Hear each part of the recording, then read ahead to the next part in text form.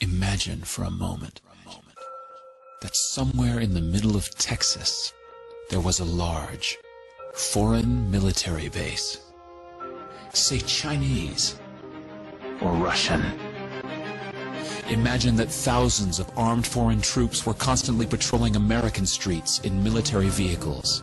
Imagine they were here under the auspices of keeping us safe, or promoting democracy, or protecting their strategic interests. Imagine that they operated outside of U.S. law and that the Constitution did not apply to them.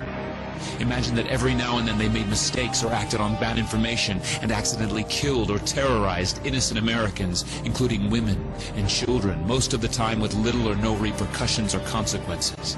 Imagine that they set up checkpoints on our soil and routinely searched and ransacked entire neighborhoods of homes. Imagine if Americans were fearful of these foreign troops and overwhelmingly thought America would be better off without their presence. Imagine if some Americans were so angry about them being in Texas that they actually joined together to fight them off in defense of our soil and sovereignty because leadership in government refused or were unable to do so.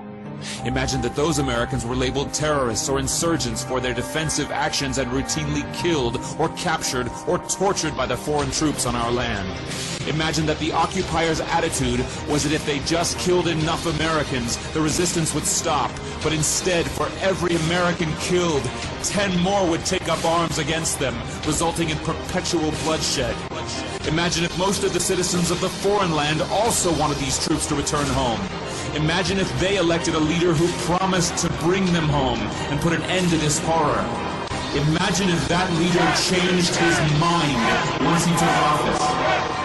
The reality is that our military presence on foreign soil is as offensive to the people that live there as armed Chinese troops would be if they were stationed in Texas. Shutting down military bases and ceasing to deal with other nations with threats and violence is not isolationism. It is the opposite. Opening ourselves up to friendship, honest trade, and diplomacy is the foreign policy of peace and prosperity. It is the only foreign policy that will not bankrupt us in the short order, as our current actions most definitely will.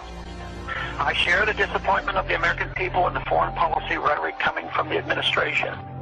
The sad thing is, our foreign policy will change eventually, as Rome's did, when all budgetary and monetary tricks to fund it are exhausted.